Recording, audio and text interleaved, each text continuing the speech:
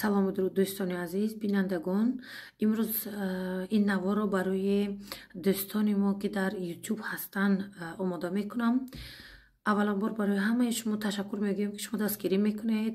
Бисёр хурсанд мешавам ки шумо комментаре мегузоред ва фикри худатонро менависед. аз ино ҳамаш хушҳол ҳастам, хурсанд ҳастам. аммо бо ин кофӣ нест. агар ки мехоҳед чизе дар фарҳанги худимон тағйир кунем, бояд худатон аз имрӯз тағйиротро шурӯъ кунед. ман ки шурӯъ кардам. ман дунёямро форсӣ кардам. суханомро тағйир кардам. якто калимаи ба забони русӣ пайдо намекунед, ба забони туркӣ пайдо намекунед. аммо ин гуфтагиш нест ки ман русӣ ва туркӣ сухан карда наметавонам. беҳтарин сухан мекунам. аммо бояд беҳтар аз ҳамаш, пештар аз ҳамаш ман ба забони модари худ сухан кунам. анакнун бибинед, инро тағйир кардан барояш якум шуда иродаи сахт дар кор аст.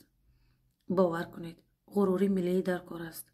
якаме как бошад ғурури миллия боло кардан ба эътибор кунем. хуб, якум навбат ба иттифоқи мо дар кор аст.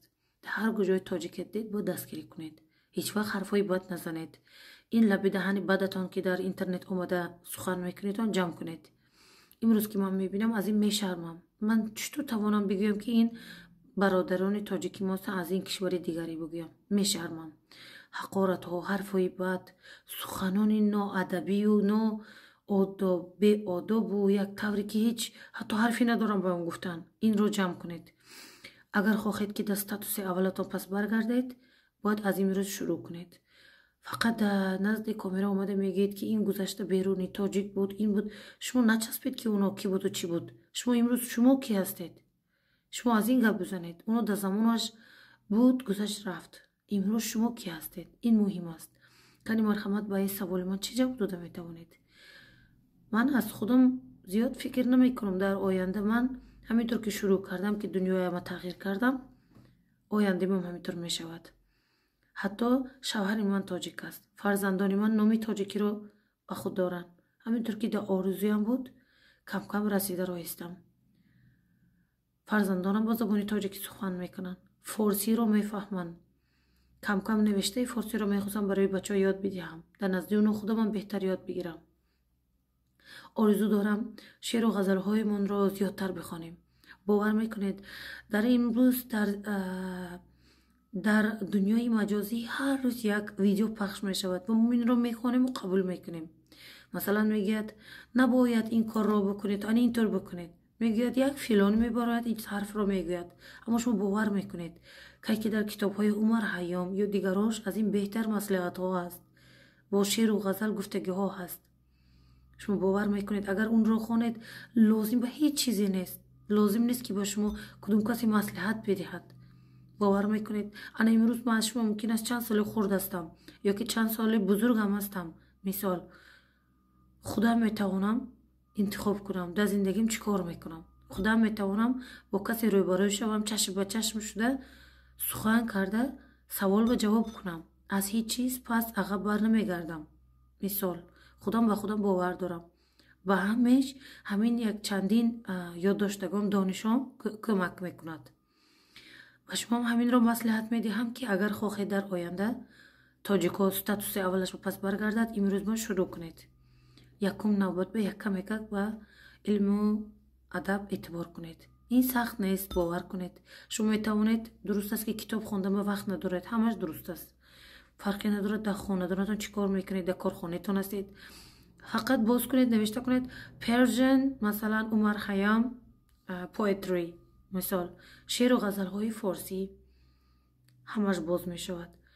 масалан ғазалҳо боз мешавад. шумо вай ғазалҳо агар гӯш кунед, табиатан ба шумо роҳ боз мешавад. дар оянда хеле чизҳо ҳаст ки тағйирот ба шумо оварда метавонад. хуб, ҳарчи саволи дигаре доред дар бораи таърих ё дар бораи чизи дигаре, шумо метавонед аз бобокалони худатон пурсон кунед. ҳамоне ки тоҷикҳо доштанд, якум навбат бузургҳоро эҳтиром мекарданд. ин чизро тағйир кунед, пас дар хонаводаатон ҳамин чизро пас баргардонед. бузургҳо якум ҷой ҳастанд.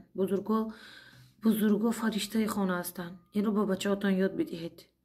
он наворҳоям ки мо имрӯз дидем ки биби калонашро мезанад, тоҷикам ҳаст, бечора биби нола мекунад, набиреш мезанад, ин дили ҳамаро шикаст. мо бо ин гуфтан кудум кишвара намоша бад кардани нестем, аммо аслан навор гирифтан лозим нест. ҷамъ кунед ин корро, обрӯ рехтанро бас кунед лутфан. хуб, инҷо омада гап задаро ман маънишам ҳамин аст.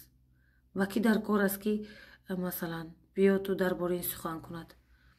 на ҳар кас дилсӯзи фарҳангаш мебошад, на ҳар кас дар бораи ин фикр мекунад.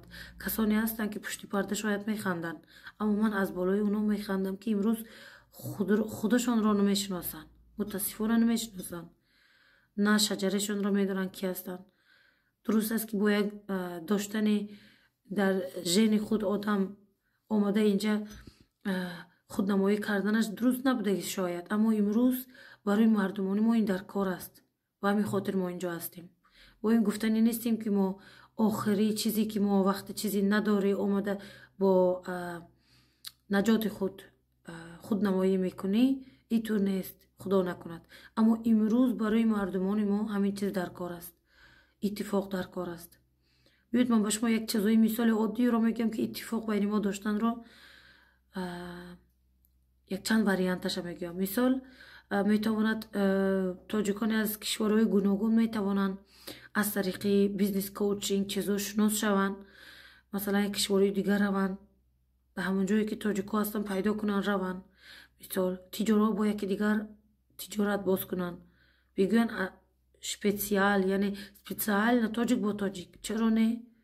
чаро мо ин корро карда наметавонем? бибинед кишварҳое ки мо бузург шудем, турк бо турк омада тиҷорат мекунад, мо чӣ кам дорем? шаб рӯз дар бораи туркҳо баъд чизо мегӯед, меғуло мегӯед, аммо имрӯз онҳо аз шумо гузашта рафтанд, шумо ҳарф зада истодаед. ҳанӯз бояд кудум коре анҷом диҳем? интор намешавад. ноумедӣ, чизое ки намешад, кишваротона баст карданаш чи аст?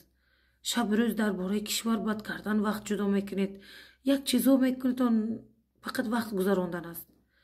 азбаски мардумҳо бибинед, мо мебинем аз рӯи дур дида дили мо об мешавад.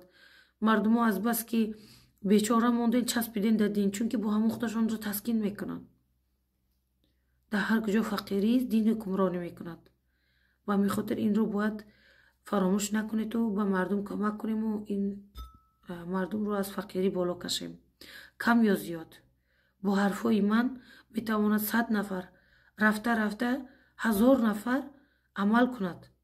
ва дидед ки кам кам дигар тағйирот байни мо меафтад. ана марҳамат, то имрӯз афтид. дар 6 моҳи гузашта мардум шурӯъ кардан, блогерҳо шурӯъ кардан тоҷикӣ гап зананд, форсӣ забонҳои дигар кишварҳо ҳастанд шурӯъ кардан, азбаски яки дигаршон ка даргир буданд истод шуда гуфтанд ки бояд иттифоқ кунем, ҳама яки хуб бошем, гузаштаро фаромӯш кунем. ҳама ҳарфҳои манро такрор карданро шурӯъ кардан. ман бисёр хушҳол ҳастам. ин бояд мекардем, ана имрӯз дигар шурӯъ кардем ба ҳамин кор. хурсанд ҳастам. марҳамат дӯстони азиз, ҳатман ягон пешниҳодӣ доред, кудум идея доред, марҳамат метавонед навишта кунед дар соҳифаҳои мо. марҳамат. ана бо кам кам шунос шудем, чандин каскати мардуму хеле корҳо шурӯъ карданд. ин ки забони форсӣ ёд гирифтан ё ки ёд додан як тараф аст, касоне шурӯъ кардан бо забони модари худ сурудхонӣ кунанд. чизе ки ҳеҷ ва ин чизо ҷолиб набуд. мисол касоне шурӯъ кардан аз дигар шаҳр тоҷикнишин ба дигар шаҳр рафта тоҷикнишин ҳамкор пайдо кунанд, ба ман навишта кардан. бовар кунед, кам кам таъсир дорад. шумо имрӯз дар ҳар куҷо тоҷика мебинед, бояд хуб байнатон иттифоқ шавад, рафта биё шавад. ҳарчи буд як мо воситаам ҳастем, масалан мисли ки пул байни чандин мардумҳо ҳастем. метавонед аз мо чизе пурсон кунед ё ки да мо навишта кунед, мо дигар кас расонем, барои ки кӯмак шавад. дӯстони азиз, ҳатман таваҷҷӯҳ кунед, ҳатман ба ин чиз эътибор кунед. тандуруст бошед, саломат бошед.